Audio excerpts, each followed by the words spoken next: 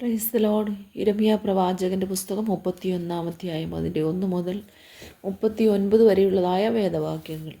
ആ കാലത്ത് ഞാൻ ഇസ്രായേലിൻ്റെ സകല വംശങ്ങൾക്കും ദൈവമായും അവരെനിക്ക് ജനമായും ഇരിക്കുമെന്ന് യഹോവ അരുളിച്ചെയ്യുന്നു. യഹോവ ഇപ്രകാരം അരുളിച്ചെയ്യുന്നു: വാളിന് തെറ്റി ശേഷിച്ച ജനം മരുഭൂമിയിൽ കൃപ കണ്ടെത്തി. ഞാൻ ഇസ്രായേലിന് വിശ്രാമം വരുത്തുവാൻ പോകുന്നു. യഹോവ ദൂരത്തു നിന്ന് എനിക്ക് പ്രത്യക്ഷമായി അരുളിച്ചെയ്തത്: നിത്യസ്നേഹം കൊണ്ട് ഞാൻ നിന്നെ സ്നേഹിച്ചിരിക്കുന്നു, അതുകൊണ്ട് ഞാൻ നിനക്ക് ദയ ദീർഘമാക്കിയിരിക്കുന്നു. ഇസ്രായേൽ കന്യകയെ ഞാൻ നിനക്ക് വീണ്ടും അഭിവൃദ്ധി വരുത്തുകയും നീ അഭിവൃദ്ധി പ്രാപിക്കുകയും ചെയ്യും. നീ ഇനിയും ചേലോടെ തപ്പെടുത്തുകൊണ്ട് സന്തോഷിച്ച് നൃത്തം ചെയ്യുന്നവരുടെ നടുയിൽ പുറപ്പെടും. നീയും ഇനിയും ശമര്യാ പർവ്വതങ്ങളിൽ മുന്തിരിത്തോട്ടം ഉണ്ടാക്കും. കൃഷിക്കാർ കൃഷി ചെയ്ത് ഫലം അനുഭവിക്കും. എഴുന്നേൽപ്പീൻ, നാം സിയോനിലേക്ക്, നമ്മുടെ ദൈവമായ യഹോവയുടെ അടുക്കിലേക്ക് കയറിപ്പോക എന്ന് കാവൽക്കാർ എഫ്രയീം മലനാട്ടിൽ വിളിച്ചു പറയുന്ന നാൾ വരും. യഹോവ ഇപ്രകാരം അരുളിച്ചെയ്യുന്നു: യാക്കോബിനെ ചൊല്ലി ഘോഷിച്ചുല്ലസിപ്പീൻ, ജാതികളുടെ തലവനെക്കുറിച്ച് സന്തോഷിച്ച് ആർപ്പിടുവീൻ. സന്തോഷിച്ചും സ്തുതിച്ചും കൊണ്ട് യഹോവേ, ഇസ്രായേലിൻ്റെ ശേഷിപ്പായിരിക്കുന്ന നിന്റെ ജനത്തെ രക്ഷിക്കണമേ എന്ന് പറവീൻ. ഞാൻ അവരെ വടക്ക് ദേശത്തു നിന്ന് വരുത്തുകയും ഭൂമിയുടെ അറ്റങ്ങളിൽ നിന്ന് അവരെയും അവരോടുകൂടെ കുരുടനെയും മുടന്തനെയും ഗർഭിണിയെയും നോവ് കിട്ടിയവളെയും എല്ലാം ശേഖരിക്കുകയും ചെയ്യും. അങ്ങനെ വലിയൊരു സംഘം എവിടേക്ക് മടങ്ങി വരും. അവർ കരഞ്ഞും കൊണ്ടുവരും, യാചിക്കുന്നവരായി.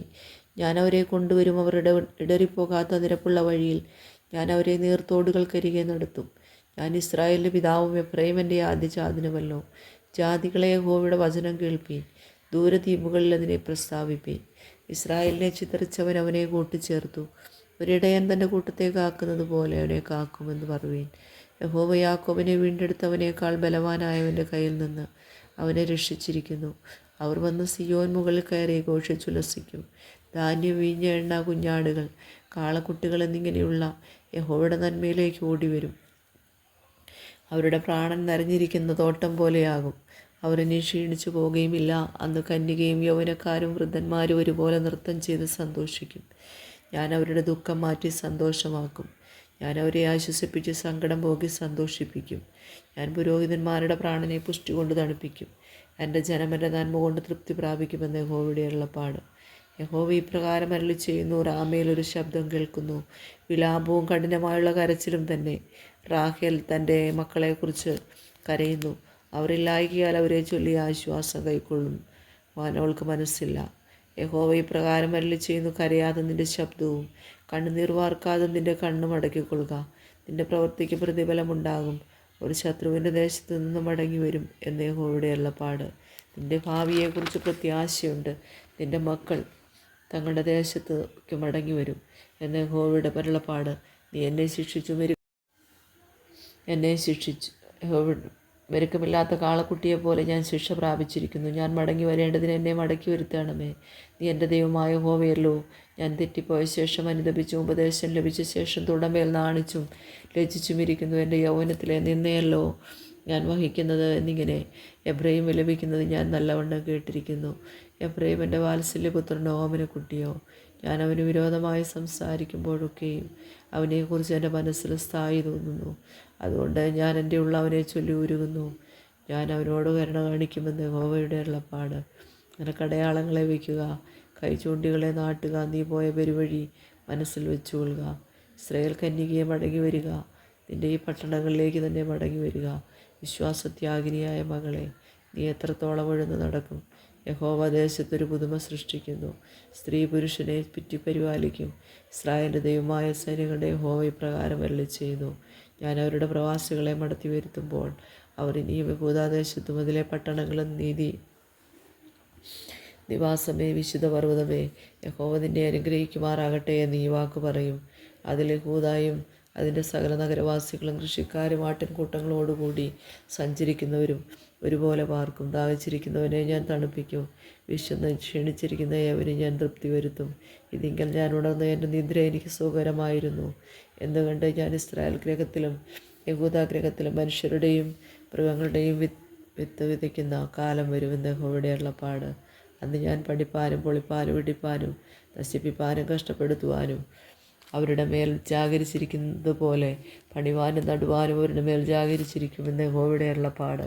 അപ്പന്മാർ പച്ചമുന്തിരിങ്ങ തിന്ന് മക്കളുടെ പല്ല് പുളിച്ചു എന്നവർ അന്നാളിൽ ഇനി പറയുകയില്ല. ഓരോരുത്തൻ താൻ താൻ്റെ അകൃത്യം നിമിത്തം അത്രേ മരിക്കുന്നത്. പച്ചമുന്തിരിങ്ങ തിന്നുന്നവൻ്റെ പല്ലേ പുളിക്കുകയുള്ളൂ. ഞാൻ ഇസ്രായേൽ ഗൃഹത്തോടും യഹൂദാ ഗൃഹത്തോടും പുതിയൊരു നിയമം ചെയ്യുന്ന കാലം വരുമെന്ന് യഹോവയുടെ അരുളപ്പാട്. ഞാൻ അവരുടെ പിതാക്കന്മാരെ കൈക്ക് പിടിച്ചു ഇസ്രായേൽ ദേശത്ത് നിന്ന് കൊണ്ടുവന്ന നാളിൽ ഞാൻ അവരോട് ചെയ്ത നിയമം പോലെയല്ല. ഞാൻ അവർക്ക് ഭർത്താവായിരുന്നിട്ടും അവർ എൻ്റെ നിയമം ലംഘിച്ചു കളഞ്ഞു എന്ന് യഹോവയുടെ അരുളപ്പാട്. എന്നാൽ ഈ കാലം കഴിഞ്ഞ ശേഷം ഞാൻ ഇസ്രായേൽ ഗൃഹത്തോട് ചെയ്യുവാനിരിക്കുന്ന നിയമം ഇങ്ങനെയാകുന്നു. ഞാൻ എൻ്റെ ന്യായപ്രമാണം അവരുടെ ഉള്ളിലാക്കി അവരുടെ ഹൃദയങ്ങളിൽ എഴുതും. ഞാൻ അവർക്ക് ദൈവമായും അവർ എനിക്ക് ജനമായും ഇരിക്കും എന്ന് യഹോവയുടെ അരുളപ്പാട്. ഇനി അവരിലാരും എൻ്റെ കൂട്ടുകാരനെയും തൻ്റെ സഹോദരനെയും യഹോവയെ അറിയുക എന്ന് ഉപദേശിക്കുകയില്ല. അവർ ആ ബാലവൃദ്ധമെല്ലാവരും എന്നെ അറിയും. ഞാൻ അവരുടെ അകൃത്യം മോചിക്കും, അവരുടെ പാപം ഇനി ഓർക്കുകയുമില്ല എന്ന് യഹോവയുടെ അരുളപ്പാട്.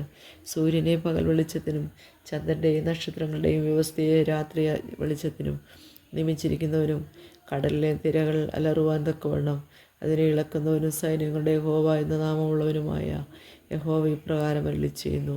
ഈ വ്യവസ്ഥ എൻ്റെ മുമ്പിൽ നിന്ന് മാറിപ്പോകുന്നുവെങ്കിൽ ഇസ്രായേൽ സന്തതിയും സദാകാലം എൻ്റെ മുമ്പിൽ ഒരു ജാതിയാകും വണ്ണം മുടിഞ്ഞു പോകും എന്ന് യഹോവയുടെ അരുളപ്പാട്. യഹോവ ഇപ്രകാരം അരുളിച്ചെയ്യുന്നു. മീതെ ആകാശത്തെ അളക്കുവാനും താഴെ ഭൂമിയുടെ അടിസ്ഥാനങ്ങളെ ശോധന ചെയ്യുവാനും കഴിയുമെങ്കിൽ ഞാനും ഇസ്രായേൽ സന്തതിയെയൊക്കെയും അവർ ചെയ്ത സകലവും നിമിത്തം തള്ളിക്കളയുമെന്ന് യഹോവയുടെ അരുളപ്പാട്. ഈ നഗരം ഹനനേൽ ഗോപുരം മുതൽ കോൺവാതിൽ വരെ യഹോവയ്ക്കായി പണിവാനുള്ള കാലം വരും എന്ന് യഹോവയുടെ അരുളപ്പാട്. അളവ് ചരട് പിന്നെയും നേരെ കരേബ് കുന്നിലേക്ക് ചെന്ന് ഗോവാഹിലേക്ക് തിരിയും. ശവങ്ങൾക്കും വെണ്ണീറിനുമുള്ള താഴ്വര മുഴുവനും കിദ്രോൻ തോടുകൾ വരെയും കിഴക്കോട്ട് കുതിരവാതിലിൻ്റെ കോണവും വരെയുമുള്ള നിലങ്ങൾ മുഴുവനും യഹോവയ്ക്ക് വിശുദ്ധമായിരിക്കും. അതിനെ ഇനി ഒരു നാളും പറിച്ചു കളയുകയില്ല, ഇടിച്ചു കളയുകയുമില്ല.